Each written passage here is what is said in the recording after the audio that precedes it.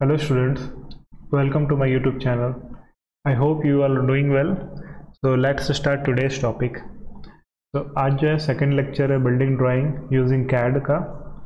तो पहला लेक्चर में हम लोग सिलेबस के बारे में समझे थे और थोड़ा मोड़ा बेसिक्स देखे थे कि बिल्डिंग ड्राइंग बेसिकली होता क्या है। एक्चुअली आपका सिलेबस जो है स्टार्टिंग बेसिक से है नहीं, डायरेक्ट बायलॉज वगैरह है। तो एटलीस्ट सब्जेक्ट क्या है और बेसिकली ये क्या होता है, क्या क्या इसके की पॉइंट्स है, सब हम लोग समझे थे बढ़िया से। अब आगे देखते हैं सिलेबस जहाँ से स्टार्ट हो रहा है वहाँ से, बिल्डिंग बायलॉज। तो बिल्डिंग बायलॉज होता क्या है, बेसिकली ये रूल बुक है। ठीक है, ये क्या है, एक रूल बुक है।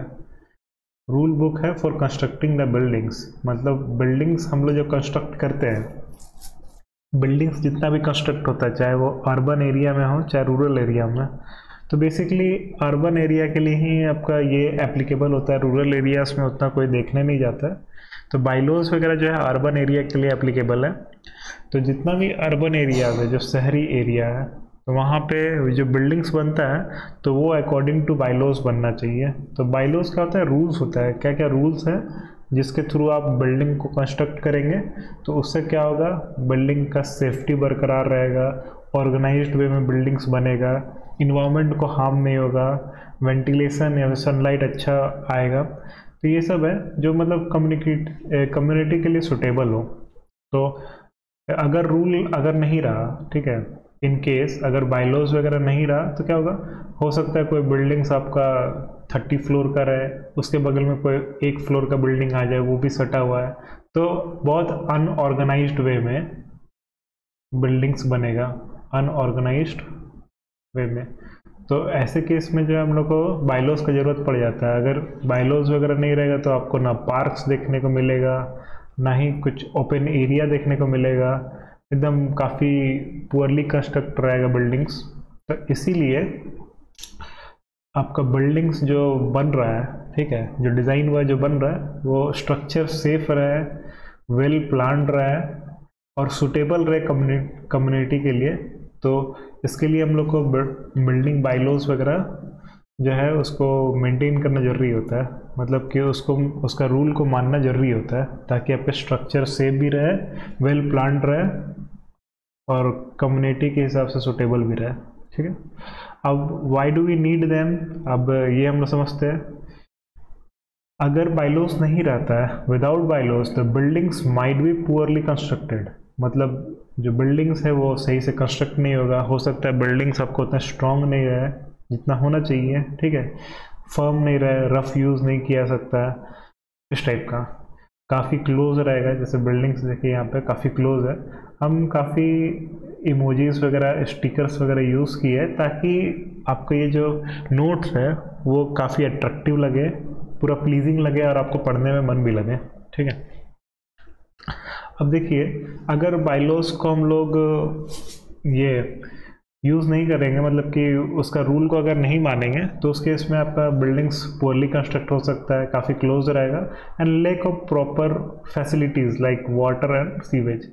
तो जो प्रॉपर फैसिलिटीज़ है, जैसे वाटर हो गया, सीवरेज सिस्टम हो गया, तो ये सब भी जो आपको उसमें भी लैक करेगा। तो इसीलिए बायलॉज को मानना काफ़ी ज़रूरी होता है। Bylaws makes your cities and towns grow in an organized way। तो bylaws जो है वो मेक श्योर करता है कि आपको जो सिटीज़ और टाउन्स है वो ऑर्गेनाइज्ड वे में बने, ठीक है, जिसके थ्रू क्या हो सके, and ensure the safety of people living in them. और बायलॉज के थ्रू हम लोग जो है, जो सिटी वगैरह में या फिर टाउन वगैरह में जो लोग रह रहे हैं, उनका सेफ्टी का भी हम ख्याल रखते हैं हम लोग। ठीक है, आगे समझते हैं what are the objectives of building bylaws. मतलब बिल्डिंग बायलॉज का क्या मेन ऑब्जेक्टिव है, ठीक है, मतलब वो क्या चाहता है बिल्डिंग बायलॉज, ये हम लोग समझते हैं क्या क्या ऑब्जेक्टिव्स हैं उसका। तो पहला चीज़ कि बिल्डिंग बायलॉज जो है वो इंश्योर करता है सेफ्टी को। अब सेफ्टी को इंश्योर कैसे करें, सबसे पहला तो सेफ्टी खाली इंश्योर किसका, इंसान का भी और बिल्डिंग का भी, दोनों का सेफ्टी इंश्योर करता है। तो गोल क्या हो गया इसका, protect people's life and building structure. ठीक है, अब कैसे ये करता है, by making sure walls floors and roofs are strong enough. तो ये मेक श्योर करता है बाइलॉज कि जो आपका वॉल है, मतलब दीवार जो हो गया, फिर फ्लोर हो गया या फिर रूफ हो गया, ये काफ़ी स्ट्रॉन्ग होना चाहिए और उसमें इमरजेंसी एग्जिट रहना चाहिए, ठीक है, अवेलेबल रहना चाहिए। अब इमरजेंसी एग्जिट्स होता क्या है, इन केस अगर कुछ वैसा बिल्डिंग्स में आग लगता है या फिर शॉर्ट सर्किट होता है तो उस केस में इमरजेंसी एग्जिट के थ्रू इंसान सब बाहर निकल सके। तो अगर बाइलॉस नहीं रहेगा तो बड़ा बड़ा ऑफिस से हो गया, बिल्डिंग्स हो गया, तो ये सब में सब मनमानी करेगा जिसके कारण मौत का, जान माल का नुकसान हो सकता है, ठीक है। अब सेकेंड जो ऑब्जेक्टिव है वो बिल्डिंग बाइलॉस का, वो है प्रमोट पब्लिक हेल्थ। अब पब्लिक हेल्थ को प्रमोट कैसे करता है, तो ये इसका गोल क्या हो गया, कैसे कर सकता है, तो by encouraging good ventilation, ventilation आपका बढ़िया रहे, नेचुरल लाइट आए एंड सैनिटेशन, ठीक है। तो अब बेसिकली क्या है कि फ्रेश एयर मिलेगा और सनलाइट वगैरह मिलेगा तो इंसान सब जो है ज़्यादा स्वस्थ रहेगा, ठीक है। अब बेसिक सैनिटेशंस वगैरह रहे तो ये क्या करता है, साफ सफाई अच्छा रहता है सैनिटेशंस के थ्रू, और वेंटिलेशंस अच्छा रहेगा तो जो इंडोर एयर है और आउटडोर एयर उसमें फ्लो अच्छा रहेगा जिसके कारण आपका हेल्दी सराउंडिंग बनेगा। नेचुरल लाइट भी मिलना चाहिए, जैसे सनलाइट है वो आपका नेचुरल लाइट जो मिलना चाहिए। ऐसा ना हो कि एक बिल्डिंग काफ़ी छोटा सा बना हुआ है, उसके आसपास बहुत बड़ा बड़ा बिल्डिंग है, तो क्या हो रहा है कि इसमें जो है आपका सनलाइट आ ही नहीं रहा है या एयर आ ही नहीं रहा है, तो इससे क्या होगा, ये आपका अनहेल्दी इन्वायरमेंट हो जाएगा, ठीक है। तो फ्रेश एयर और सनलाइट जो है वो बिल्डिंग्स को हेल्दियर बनाता है फॉर पीपल, क्लियर है। आगे देखिए, ऑर्गेनाइज अर्बन डेवलपमेंट। तो अर्बन का जो डेवलपमेंट है उसको ऑर्गेनाइज करता है। ऑर्गेनाइज कैसे करता है, तो चायोटिक कंस्ट्रक्शन नहीं होने देता है, ठीक है, उसको प्रिवेंट करता है ये, और ओवर क्राउडिंग को भी प्रिवेंट करता है। चायोटिक कंस्ट्रक्शन कैसे होगी, जैसे वही हम बता दिए, मतलब कंस्ट्रक्शन जो भी बिल्डिंग का कंस्ट्रक्शन है उसमें सुविधा नहीं है, अनऑर्गेनाइज्ड वे में अगर बना हुआ है तो उसको चायोटिक कंस्ट्रक्शन बोलते हैं। और ओवर क्राउडिंग को भी ऑर्गेनाइज करता ही है, ऐसा नहीं हो कि एक तरीके से बैलेंस बनाता है बिल्डिंग्स और ओपन स्पेस के बीच में। तो अगर इसको ऑर्गेनाइज करना है अर्बन डेवलपमेंट को, ठीक है, बाइलॉस के थ्रू हम लोग ऑर्गेनाइज करते हैं अर्बन डेवलपमेंट को, तो कैसे कर सकते हैं, bye defining plot size. Plot size को डिफाइन करके, बिल्डिंग्स का हाइट क्या होना चाहिए इसको भी डिफाइन करते हैं। इनफैक्ट डिस्टेंस कितना होना चाहिए स्ट्रक्चर्स के बीच में, मीन्स जो स्ट्रक्चर्स आप बिल्ट किए उसके बीच में कितना डिस्टेंस वगैरह होना चाहिए, तो ये सब के हर चीज़ के लिए रूल है, ठीक है। प्लॉट साइज क्या होना चाहिए आपका, फिर FAR, बहुत सारा रूल्स है जिसको हम लोग 1 by 1 डिस्कस करेंगे। तो बिल्डिंग का हाइट क्या होना चाहिए ये डिफाइन करता है। हर एक शहर में जो आपका FAR का वैल्यू अलग अलग होता है। अब इसके थ्रू हम लोग क्या कर सकते हैं, अर्बन डेवलपमेंट को ऑर्गेनाइज कर सकते हैं। नेक्स्ट जो आपका पॉइंट है वो है balance open space in buildings. तो जो आपका बाइलॉज होता है वो मेक श्योर करता है कि आपका बिल्डिंग्स, ठीक है, ऐसा ना हो कि पूरा शहर में खाली बिल्डिंग ही बसा हो, उसमें एक ट्री ना हो, ना कुछ पार्क हो, ना कोई ऐसा गार्डन्स हो, ठीक है। तो बाइलॉज जो है वो इंश्योर करता है कि ओपन एरियाज रहना चाहिए फॉर पार्क एंड गार्डन्स। अब क्यों रहना चाहिए, क्योंकि ओपन स्पेस जो है वो एरिया को ज़्यादा रिलैक्सिंग और ब्यूटीफुल बनाता है, ठीक है। तो इसीलिए ओपन एरिया का रहना काफ़ी इम्पोर्टेंट है, क्लियर है।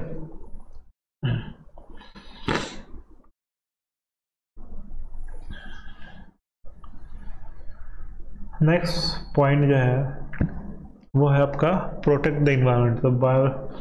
तो बाइलॉज का जो है वो एक और ऑब्जेक्टिव ये है कि वो एनवायरनमेंट को प्रोटेक्ट करने में बहुत बड़ा भूमिका निभाता है। वो कैसे, तो वो सपोर्ट करता है इको फ्रेंडली कंस्ट्रक्शन को बाय प्रिजर्विंग रिसोर्सेज। तो इको फ्रेंडली कंस्ट्रक्शन कैसे हो सकता है, मतलब कि बाइलॉज जो है रेस्ट्रिक्ट करता है कि आप पेड़ को नहीं काट सकते हैं, ठीक है, पोल्यूशन नहीं फैला सकते हैं near by natural water resources, ठीक है, ये सब नहीं कर सकते हैं। और भी बहुत सारी चीज़ें सस्टेनेबल जो है डेवलपमेंट में ये सहयोग करता है, जैसे कि आप सोलर पैनल्स यूज़ कीजिए फॉर एनर्जी, और एनर्जी कंजप्शन कम करने की कोशिश कीजिए, रेन वाटर हार्वेस्टिंग अपना सकते हैं, बहुत सारी चीज़ें। वैसा फिक्सचर लगा सकते हैं जिससे वाटर सेव हो, ठीक है, घर में। फिर रिसाइकलिंग कर सकते हैं। तो ये सब के थ्रू हम लोग क्या करते हैं, एनवायरनमेंट को प्रोटेक्ट करते हैं, बायलॉस जो है प्रोटेक्ट करता है, ठीक है। अब क्या क्या इंपॉर्टेंस है बिल्डिंग बायलॉस का, वो हम लोग वन बाय वन समझते हैं। पहला चीज़ ये इंश्योर करता है कि पीपल जो है उस सिटी के पार्टिकुलर वो काफ़ी सेफ रहे। सेफ कब रहेंगे, जब आपका कंस्ट्रक्शन स्टडी होगा, मतलब जब जो भी आप बनाए हैं स्ट्रक्चर वो काफ़ी मतलब उसका स्ट्रेंथ ज़्यादा हो, ठीक है, पूरा अकॉर्डिंग टू नॉर्म्स बना हो, और इसके कारण क्या होता है, स्ट्रेंथ ज़्यादा होता है, सब रिइंफोर्समेंट वगैरह सही से यूज़ हुआ हो, ठीक है। तो वो सेफ्टी को क्या करता है, मेंटेन करता है, सेफ्टी स्टैंडर्ड्स को फॉलो किया हो। नेक्स्ट जो है आपका, इट गाइड्स अर्बन ग्रोथ, ठीक है। अर्बन ग्रोथ मतलब कि ग्रोथ का ये दुश्मन नहीं है, ग्रोथ को प्रमोट कर रहा है लेकिन ऑर्गेनाइज्ड वे में, ठीक है। ओवर क्राउडिंग नहीं होना चाहिए, ऐसा नहीं हो कि पूरा हॉन्किंग्स हो जाए। तो ऑर्गेनाइज जो है होना चाहिए सिटी, लेकिन वेल ऑर्गेनाइज्ड होना चाहिए, तो वो मेंटेन करता है बायलॉस, ठीक है। एंड प्रोटेक्ट द एनवायरनमेंट, ये तो हम लोग अभी समझे जस्ट, कि एनवायरनमेंट को प्रोटेक्ट करने में भी क्या करता है, ये महत्वपूर्ण भूमिका निभाता है। तो ये कैसे निभाता है, तो ये इनकरेज करता है sustainable building practices. Means sustainable building practices क्या हो गया, इसमें आपका बहुत सारा चीज़ आता है। जैसे आप जो बिल्डिंग्स वगैरह बना है उसमें प्लांट्स वगैरह लगाए, फिर और रेन वाटर हार्वेस्टिंग यूज़ करें, एनर्जी कंजम्पशन कम हो उसके लिए आप सनलाइट यूज़ कर सकते हैं, सोलर पैनल्स यूज़ कर सकते हैं, ठीक है। और रिसाइकलिंग बहुत बड़ा ऑप्शन होता है, सब वाटर वेस्ट वाटर को भी रिसाइकल करना। तो ये सब से क्या होता है, हम लोग एनवायरनमेंट को प्रोटेक्ट कर सकते हैं, ठीक है। I hope you liked the lecture. Thank you so much. And this one is the best note for you according to my vision. ठीक है, आप इसको यूज़ कर सकते हैं, आप कॉपी में लिख सकते हैं, स्क्रीनशॉट ले सकते हैं, ठीक है। And thank you so much. You can, हाँ, चैनल को आप सब्सक्राइब कर ही दीजिए, ठीक रहेगा मेरे लिए। Thank you so much.